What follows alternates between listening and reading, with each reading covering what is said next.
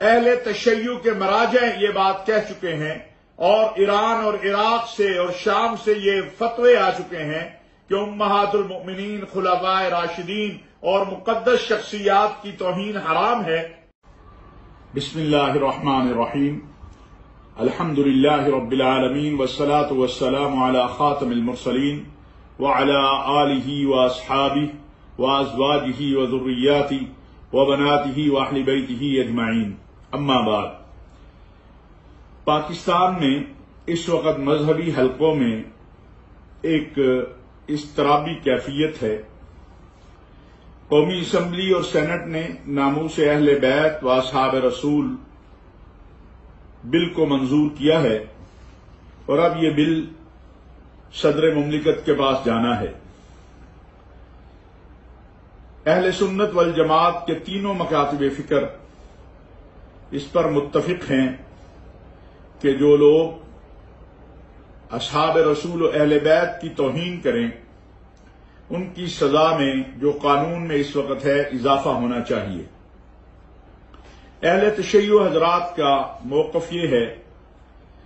کہ اس بل کے حوالے سے انہیں اعتماد میں نہیں لیا گیا اور ان کے اس پر کچھ تحفظات ہیں۔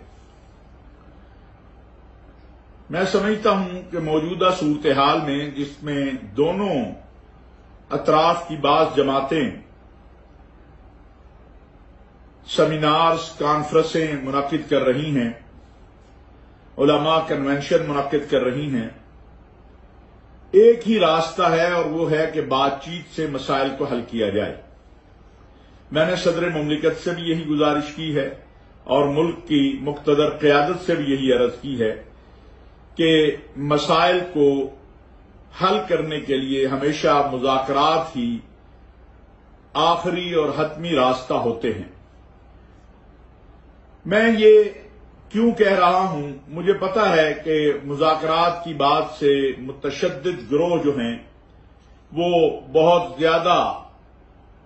سٹپٹا جائیں گے، اور بعض لوگ جو اس بل کے حوالے سے اپنی دکان سیاسی یا مذہبی چمکانا چاہتے ہیں، ان کے جو متعلقین ہیں وہ گالی گلوچ اور فتوی بازی پہ آ جائیں گے۔ لیکن ماضی میں ہم نے 1990 سے 2010-12 تک جتنا اس ملک میں خون دیکھا ہے فرقہ وارانہ تشدد کے حوالے سے، ایک ایک لاش، ایک ایک واقعہ ہماری آنکھوں کے سامنے ہے۔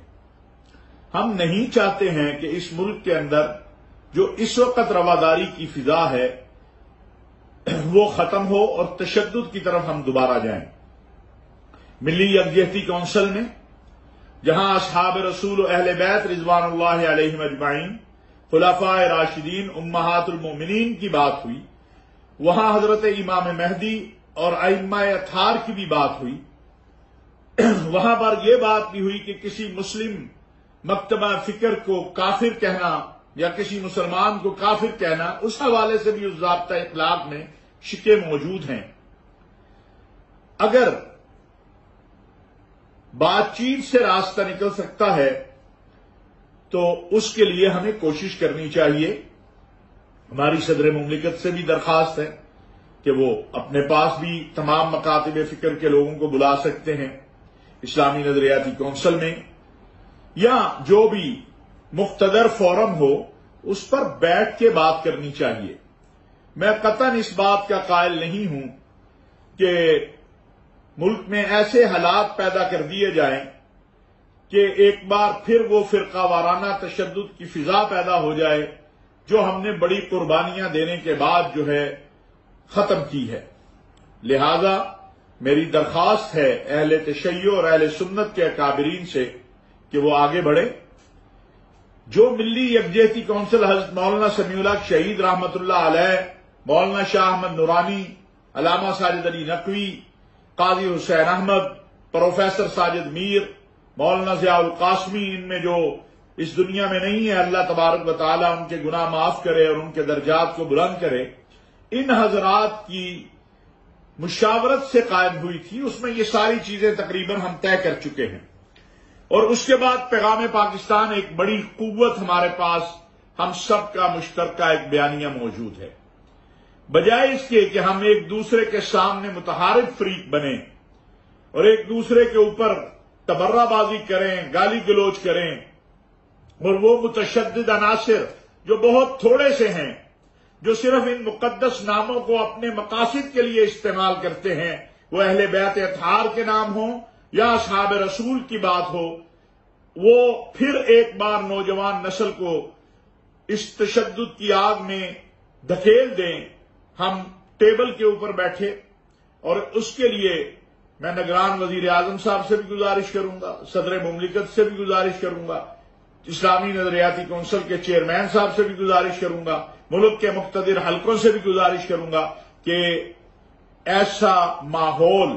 جو بن رہا ہے جس سے ملک کو کوئی فائدہ نہیں ہے، دینی طبقے کو کوئی فائدہ نہیں ہے، کہ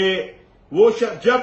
اہل تشیع کے مراجع یہ بات کہہ چکے ہیں، اور ایران اور عراق سے اور شام سے یہ فتوے آ چکے ہیں کہ امہات المؤمنین، خلفائے راشدین اور مقدس شخصیات کی توہین حرام ہے، تو پھر اس کے بعد اسی طرح میں یہ بھی بات عرض کرنا چاہتا ہوں کہ اہل سنت کے بعد حضرات یا اکثریتی اہل سنت والجماعت کے جو اکابرین ہیں، ان کے نزدیک جو بھی عقائد ہوں، لیکن حضرت ابو طالب، حضرت امام مہدی، ائمہ اطہار، ان کا احترام ہم سب پر لازم ہے۔ میں نہیں سمجھتا کہ کوئی شخص اہل سنت والجماعت سے ایسا ہو سکتا ہے جو حضرت ابو طالب کی توہین کو جائز سمجھتا ہو، یا ائمہ اطہار کی توہین کو جائز سمجھتا ہو، یا حضرت امام مہدی کی توہین کو جائز سمجھتا ہو۔ یعنی حضرت امام جعفر صادق کے شاگرد ہے حضرت امام اعظم ابو حنیفہ، اور ہم حنفی جو ہیں، جو پاکستان میں اکثریت میں ہیں، بریلوی دیوبندی، وہ امام اعظم ابو حنیفہ کے ماننے والے ہیں، تو ہم کیسے تصور کر سکتے ہیں کہ حضرت امام جعفر صادق ہوں، یا امام زین العابدین ہوں، یا سیدنا حسن و حسین ہوں، سیدنا علی ہوں، یا جتنے بھی باقی ائمہ اطہار ہیں، ان کی توہین کا تصور بھی نہیں کیا جا سکتا۔ لہذا ہمیں بات چیت سے راستہ نکالنا چاہیے، اور اس حوالے سے اگر ماضی میں کہیں پر کوئی کوتاہی ہوئی ہے تو اس کی بنیاد کے اوپر ملک کے اندر ایسی فضا قائم نہیں کرنی چاہیے جو ہم سب کی قربانیاں اور ہم سب کی محنت کے اوپر جو ہم نے پچھلے 10-15 سالوں میں کی ہے، اور جو اتنی شہادتیں، اتنا خون بہا ہے، ان کے اوپر ایک بار پھر پانی پھیر دے، بلکہ ہمیں بڑے دل کر کے ایک دوسرے کے عقائد اور نظریات کو سامنے رکھتے ہوئے اپنا مسلک چھوڑو نہیں، دوسرے کے مسلک کو چھیڑو نہیں کے تحت ٹیبل پر بیٹھنا چاہیے اور معاملات کو حل کرنا چاہیے۔